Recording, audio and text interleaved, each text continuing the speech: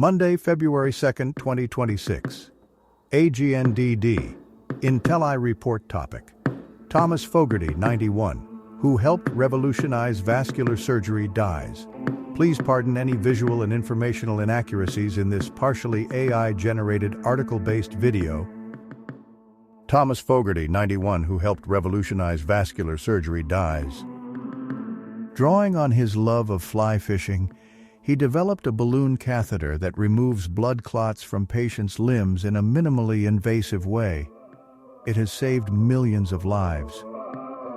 By Jerry Longman, January 26, 2026, New York Times. In time, his surgical innovations were credited with saving millions of lives, and publications hailed him for his supreme skill and accomplishments as the Thomas Edison and even the Mickey Mantle of medical device inventors. But long before Thomas J. Fogarty drew such renown, he was a tinkerer, a boy growing up in Cincinnati in the 1940s, fixing things around the house for his widowed mother. He built a soapbox derby car, too, and model airplanes that he sold to neighbors. He devised an automatic clutch for a friend's motor scooter. In 8th grade, he took a job cleaning stomach pumps and hauling oxygen tanks and oxygen tents at a nearby hospital to help his mother make ends meet. At 15, he was promoted to scrub technician and, while handing sterile instruments to surgeons, he saw operations firsthand and was fascinated but also appalled. He was troubled by the amputations and deaths that frequently arose when surgeons would struggle to remove blood clots from patients' arms and legs by making large incisions in arteries and then using forceps. When people had a blood clot in their arm or leg, they usually ended up having 3 operations, he told Stanford Medicine magazine in 2006. 50% of the patients died. I thought there must be a better way. Dr. Fogarty, who died at 91 on December 28 in Los Altos, California, found a solution while a student at the University of Cincinnati College of Medicine, from which he graduated in 1960. There, he conceived a device that would revolutionize vascular surgery, a balloon catheter that removed blood clots from patients' limbs through a minimally invasive technique that became an industry standard. His solution combined ingenuity with his love of fly fishing. During medical school, he experimented in his attic by cutting the pinky finger from a surgical glove to use as a balloon, and then attaching it to a urethral catheter by using fly tying techniques. He had learned to tie fly knots as a boy when he would fish, at least part of the time, in a cemetery pond. For the first balloon catheter procedure, in 1960 or 1961, according to various accounts, Dr. John J. Cranley, a vascular surgeon who was Dr. Fogarty's mentor, first made a small incision in an occluded artery in a patient's leg. He inserted the catheter, with the balloon deflated, past the blood clot. The balloon was then inflated with saline solution and retracted, pulling the clot along with it. His response was, "Holy cow," Dr. Fogarty told the publication Endovascular Today in 2004. Dr. Cranley exclaimed, "Wow, this really works." Not everyone was impressed. Dr. Fogarty recalled that the chairman of the University of Cincinnati's surgery department and the president of the American College of Surgeons later jointly presented a critique of the procedure, with one of them saying, as Dr. Fogarty recalled, "Only one so inexperienced and uneducated as a medical student would think of this." It took several years for Dr. Fogarty to generate broader interest in his balloon embolectomy catheter, which was patented in 1969. Thinking outside the box should be considered a strength, not a weakness, in a profession where physicians are taught to do what is safe, he told the Los Angeles Times in 2003. "We don't spend enough time teaching people how to think rather than what to think," he said.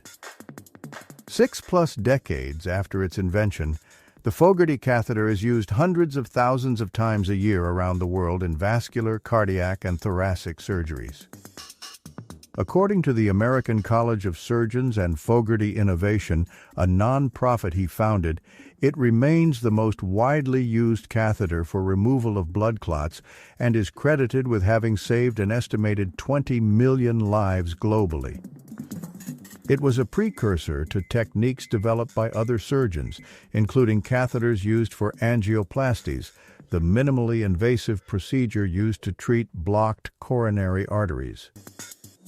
In 2000, Dr. Fogarty received a $500,000 prize funded by the Lemelson Foundation and administered by the Massachusetts Institute of Technology for Invention and Innovation. At the time, Dr. William R. Brodie, a radiologist who had trained with him and who later became president of Johns Hopkins University, hailed Dr. Fogarty, saying he had single-handedly changed the face of cardiovascular surgery.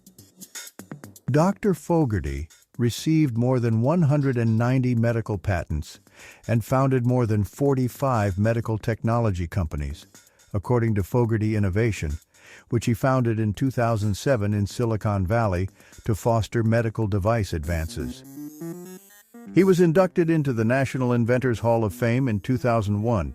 In 2014, President Barack Obama awarded him the National Medal of Technology and Innovation, the nation's highest honor for engineers and inventors, for his creation of minimally invasive medical devices.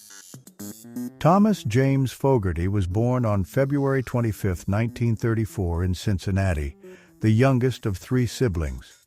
His father, William, a laborer, died in 1944 at 52. His mother, Anna Ruthemeyer Fogarty, was an office assistant. As a teenager, Thomas aspired to become a boxer. He had approximately 40 bouts in a semi-pro career, he told the journal Vascular News. At 17, while fighting a 23-year-old opponent to a bloody draw over 7 rounds, his nose was broken and one eye was swollen shut, while his opponent was left with a broken hand. "If that's a draw," he recalled, thinking to himself, "I never want to lose." He began seeking another profession. With a recommendation from a family priest and the financial assistance of Dr. Cranley, his mentor, Dr. Fogarty entered Xavier University in Cincinnati, graduating in 1956 with a bachelor's degree in biology. After earning his medical degree in 1960, he completed his residency at the University of Oregon in 1965. In the late 1960s, he began a decades-long affiliation with Stanford University Medical Center as a researcher and professor of cardiovascular surgery. He also maintained a private practice. He served as director of cardiovascular surgery at Sequoia Hospital in Redwood City, California, from 1980 to 1993. In the 1970s, Dr. Fogarty continued to develop medical devices. Collaborating with others, he invented the ANU-RX stent graft, another minimally invasive technique that used a fabric implant to protect weakened blood vessels in patients who had abdominal aortic aneurysms. Working with Warren Hancock, an engineer, Dr. Fogarty created the Hancock aortic tissue heart valve. Made of pig tissue, it was the first commercially available prosthetic heart valve made from a living organism. In addition to his medical work, Dr. Fogarty was a venture capitalist and a winemaker. He opened a winery on his 320-acre estate in the Santa Cruz Mountains in 1981. He suggested to Endovascular Today in 2004 that wine ought to be classified as a health food. "So what do you prescribe?" the publication asked. "2 or 3 glasses of Fogarty Pinot Noir," he replied. Dr. Fogarty, who died at his home in Los Altos, south of San Francisco, is survived by his sons Thomas Jr. and Jonathan, who confirmed his death. His wife, Rosalie Brennan Fogarty, whom he married in 1965, 2 other children, Patrick and Heather Fogarty, and 10 grandchildren. In a video tribute on his 90th birthday in 2024, colleagues at Fogarty Innovation described him as unconventional, stubborn, and about as touchy-feely as a steel screw. Colleagues also paraphrased the mantra that drove Dr. Fogarty's career: "How can I make this better? How can I reduce pain? How can I get the patient out of the hospital more quickly?" At the same time, Andrew Cleland, the organization's chief executive, said in an interview that Dr. Fogarty had been a prankster who didn't always take himself so seriously. Thomas Fogarty Jr. added that his father wouldn't tolerate foolishness except foolishness of the highest quality. Well into his 80s, nothing was funnier to him than a whoopee cushion. Jer Longman is a Times reporter on the obituaries desk who writes the occasional sports-related story. A version of this article appears in print on January 28, 2026, Section B, page 11 of the New York edition with the headline, Thomas Fogarty, surgical pioneer inspired by fly fishing, dies at 91. Robert G. Berkeley, January 27th. I was an intern on the vascular service at Montefiore in the Bronx in 1981 and saw these catheters working. Amazing. Saved lives for sure, but also limbs. Marie Rice, Bryn Mawr, Pennsylvania, January 27th. This article reminded me of my former boss at the Children's Hospital of Philadelphia, William J. Rashkind, Maryland, and his associate, William W. Miller. In 1966, they published a scientific paper in JAMA. 1966, 991, 992. Creation of an atrial septal defect without thoracotomy, a palliative approach to transposition of the great arteries. This procedure used balloon atrial septostomy. Dr. Rashkind is known as the father of interventional cardiology. Tragically, he died in 1986 at the age of 64. Andrew, Cambridge, M.A., January 27th. Well into his 80s, nothing was funnier to him than a whoopee cushion. Yet another balloon device. I'm sensing a pattern here. Vera, Maryland, January 27th. Heroic. That should have earned him a Nobel. D.G., Eastchester, New York, January 27th. I have a tiny scar on my thigh that marks the place where a huge blood clot was removed. I developed the clot after major surgery last year. My sincere thanks to the skilled vascular surgeon and to Dr. Fogarty. They saved my leg and my life. Adriana Berger, Los Angeles, January 27th. A gift to mankind. Babar, Pennsylvania, January 27th. A mensch. Jarvanka, $2 billion from Saudis. Liberals in the South exist. January 27th. He saved so many lives. The Fogarty cath and the Hancock LA. The Fogarty cath being one of the greatest inventions for humans. Bravo. And a life well lived. I'm a ECMO specialist, perfusion, 35 years in healthcare. Jeff, Illinois, January 27th. Wonderful inventions I have used many times. But did he never look at the whoopee cushion and ask how it could be improved? After all, it only appeals to one sense instead of two. Jerry Fitzsimmons, Jersey, January 27th. This gentleman was a real gift to the world with his contribution to vascular surgery. We have to be thankful for Mantra to improve the quality of life to patients all over the world. Thank God he gave up the sweet science for a stethoscope.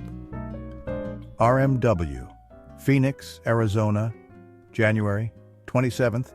What a wonderful human being, physician, surgeon, educator, thinker, and inventor. The epitome of a mensch. I'm one of his unknown beneficiaries, being a 77YO cardiac crippled trial lawyer and a Marine veteran who became a cardiac patient in my mid-30s. I had a heart valve implant, a coronary stent, with 7 angiograms, including 2 ablations for arrhythmias, 2 cardiac arrests where I got Z-papped. I have no memory of anything other than waking up in a hospital's critical care unit, and more hospital emergencies than I can remember. Although I had to retire from trying cases after 30 years, I've still managed to practice law by drafting briefs and appeals for lawyers around the country. I only hope that in some small way I have benefited society at large the way this giant of a man has. Dr. Fogarty, I'm still here. Purple Spain, Cherry Hill, New Jersey, January 27th. How lucky and brilliant to have lived such a remarkable life that saved countless lives, and a family man to boot. He was a great man by anyone's standards. Tim, upstate New York, January 27th. As implied in this obituary, the world owes Dr. Fogarty a huge thank you. As witness to his catheter's usage, I've seen bowels go from bluish-purple to pink in half an hour after a well-placed Fogarty catheter removed a mesenteric embolus. Truly amazing to have witnessed. D. Caliph, January 27th. The Fogarty catheter. In medical circles, his name was as familiar as Ford or Chevy. So sorry that another of the giants has passed on, but thank you, Dr. Fogarty. Habib, Ohio, January 27th. In the 70s, he was at Montefiore Hospital at the Bronx. He was already famous. I am proud to say I have used the Fogarty catheter while doing my surgical residency. Linder, NorCal, January 27th. I was in cases with him several times when I was in training. He had a great fun personality, clearly someone who enjoyed his life and work. Plus, he paid attention to everyone, even lowly medical students. A few years later, I got married at his winery. Truly a special person in every way. Barry, Roscommon, Michigan, January 27th. RIP. These sort of inventive characters are few and far between in medicine. The Fogarty thrombectomy balloon was the forerunner to the angioplasty balloon. As an aside, I don't think his obit is a good place to vent one's TDS. Professor, New Jersey, January 27th. This doctor saved my life 3 times. To think that one man could save so many lives, many times more than once, justifies labeling him as the greatest savior on earth. All with a fantastic sense of humor and humility. Bless you, doctor.